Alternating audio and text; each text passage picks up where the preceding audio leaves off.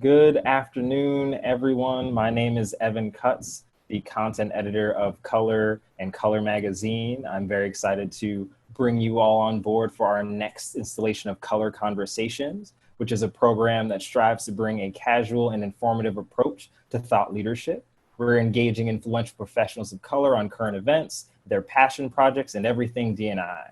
Today, we are speaking with Dr. Marissa Alert, clinical psychologist and associate director of Johns Hopkins Healthcare Solutions, about mental health in communities of color. I'm so excited to have you here. It was such a pleasure to have you speaking on our panel discussion during our Lunch and Learn event just a few weeks back. So excited for you to share your thoughts, perspective, and insights with us today. So if you could, please tell our audience a little bit about who you are and what you do. Yes, absolutely, Evan. Thank you again for the opportunity to be here to share a little about myself and to discuss some very important topics. I look forward to this discussion. And just to tell you a little bit about myself, I am a clinical psychologist, and one of the things that I specialize in and currently am working on is creating digital interventions for chronic conditions. The primary focus right now is on diabetes management and diabetes prevention. And I'm also pretty excited and passionate about getting important health and mental health information out there to people in a way that's accessible, it's digestible, and it is impactful as well. Incredible. Yeah, accessibility in the digital age is very, very important. I know from experience and from folks very close to me that accessing mental health resources as a person of color can be very, very difficult, whether it's cultural barriers or, monetary barriers or what have you. So the fact that you're doing that work to make this more accessible is really, really important. And really, I would love to get your perspective, given the current climate in our country, what do you think needs to happen to address these disparities in communities of color, right? How can we better access these sort of mental health resources? Yeah, I think, there are a number of ways to think about that. Mm-hmm. First, and what's probably really important is to recognize what the current barriers are, right? We Mm-hmm. know that stigma is something that's huge in, the African American community in terms of why someone would typically seek mental health, or, Mm-hmm. it's something that you shouldn't seek. And while that is certainly changing, that stigma still remains. Another thing to consider in terms of a barrier is that there's this general mistrust of the healthcare system. And there's Yeah. also a lack of providers from diverse racial and ethnic backgrounds. And we know that sometimes it's just helpful to see someone who looks like you. We recognize that you don't necessarily have to have a therapist or a mental health provider that shares your same cultural background, but it certainly goes a long way, especially given the recent surge of incidents relating to policing, to racism, discrimination. We know, historically speaking, that oftentimes when people of color go to therapists to discuss these things, the therapist may lack the experience, the training, or even if they have training, it's not been put into action. And so they really struggle to connect with people of color when having these discussions. I know sometimes, and I've heard that the therapist then asks the client or the patient that they're seeing, what they can do to help. And it's as if the roles get switched in that session. And we know that if someone is coming in and they're feeling particularly burdened because they're dealing, in this case, let's say, what's going on with COVID, plus, the added stress, anxiety, frustration with seeing, these racist acts against, Black men and Black women, then you're coming in with that additional burden, only to then have to carry the burden of your therapist who's supposed to help you offload it. And so we know that having that lack of providers available is also another barrier, where, when a lot of people think about a therapist, they think about, perhaps old white men or sitting on a couch, and not recognizing that, the landscape has changed. There's still a long way to go, but that perception and that inherent lack of diversity also poses as a barrier. And then there's also a lack of cultural competency, which ties in with therapist inability to effectively engage people of color.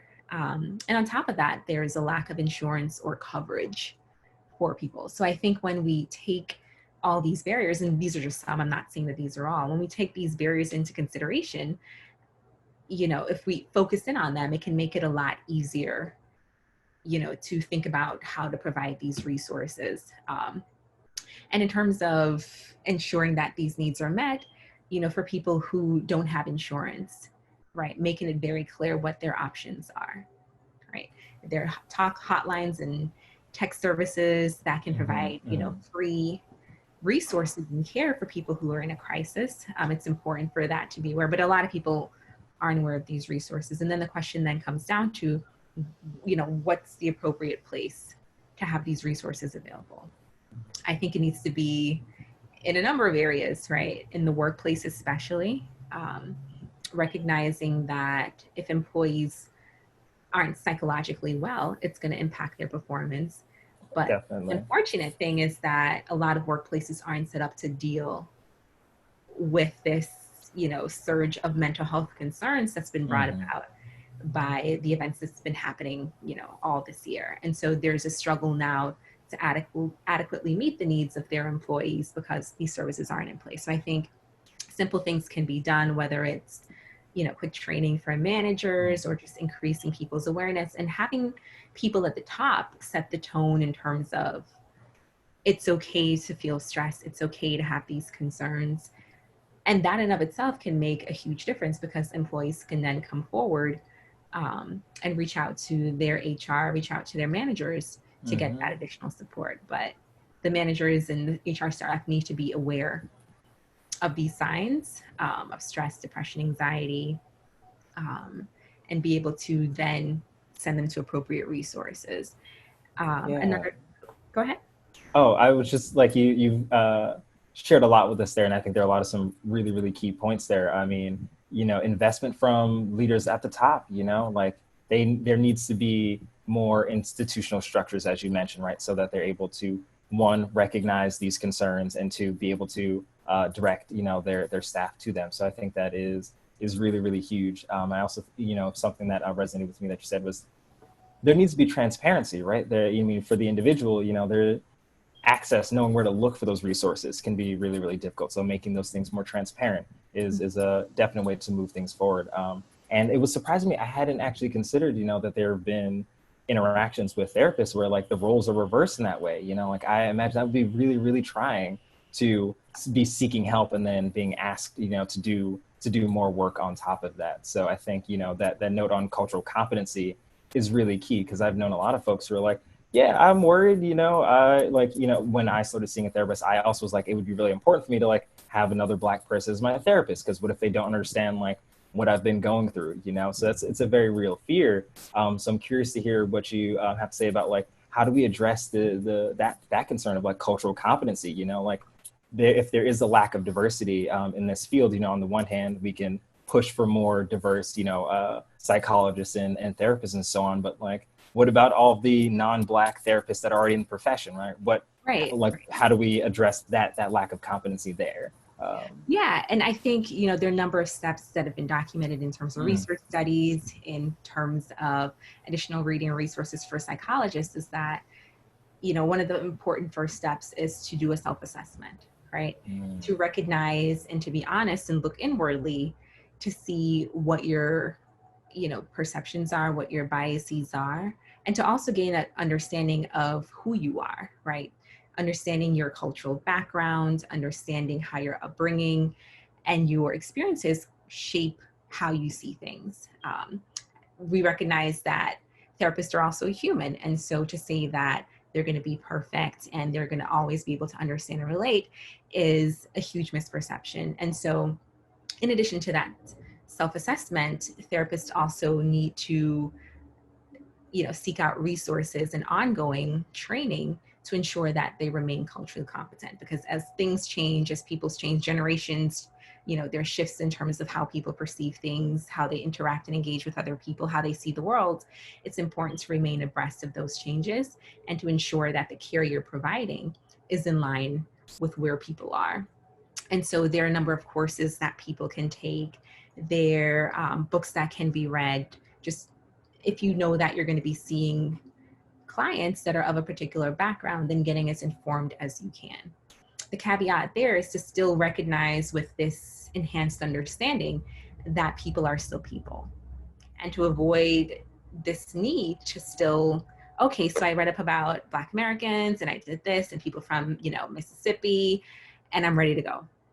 Right. And then you take all that you've learned and then you see your client's presentation just within that context, forgetting that they come to the table with their own unique experiences. And so this idea of cultural competency, it should be understood as a means of enhancing your understanding in general about people's experiences. And so when you see that client who brings their own story to the table, it can provide a little color to their experiences. And it's not going to be used to define, how they see the world and how their problems shape them.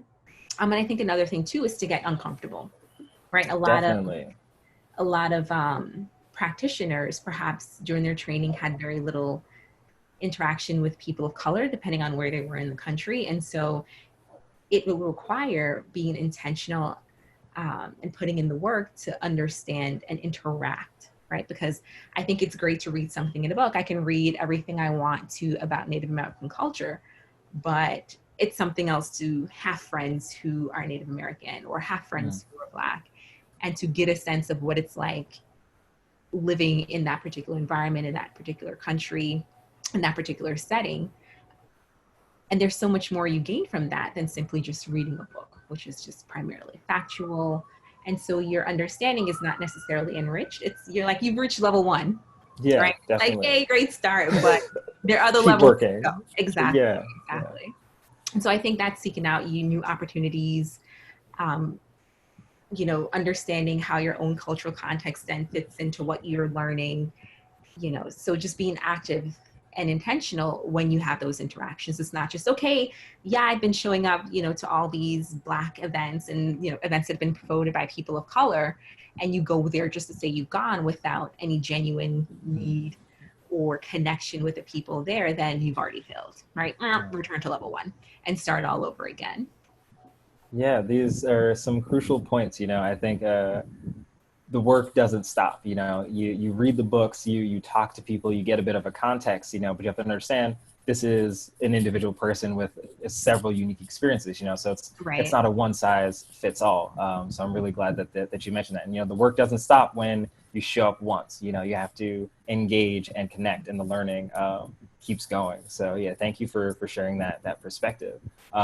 And for those who are watching, if you weren't able to attend our previous Lunch and Learn, where we talked about mental health in communities, African-American communities, we did create a list of mental health resources from that discussion. So we'll also be sharing those again with you all. So definitely stay tuned for that, and they'll be available on our website. And I also wanted to talk with you, Dr. Marissa, about, any projects that you're working on, ways that people can connect with you, can, learn more from you, or ways that, you can share more of your resources or expertise. Is there anything that you're, getting into these days? Yeah, absolutely. So there are 3 things I can highlight. So one is that with the increase in terms of anxiety, worry, depression symptoms, I know recent surveys were done, and especially in African Americans, about 55% of them noted, changes in their symptoms in terms of anxiety and stress, which is pretty significant. And those symptoms are directly due to discrimination in this country. And so I'm available and have been doing sessions, webinars on being able to cope with stress and anxiety, being able to effectively manage these symptoms that arise from depression and anxiety, and also tying in with one of my passions is helping people to change and maintain their behavior change their habits and maintain that behavior change. And so I'm certainly available to do webinars, to do trainings, to do workshops as well. And thinking too about the importance of accessibility and making things more available. I can only be in one place at one time. And so I'm working right now on creating online courses related to That's exciting. Stress management. Yeah, so I'm hoping to have that finalized within the next couple of months. And another thing that I'm working on is finally launching my website, which should be available soon. Yay! Good stuff. To have everything in one place in terms of resources, how to get in touch with me, how to reach out to me if you're interested in, sessions on or trainings or workshops related to the things that I've mentioned before. So I'm really excited about that. And I have, come out of the Stone Age and have been working on my social media game.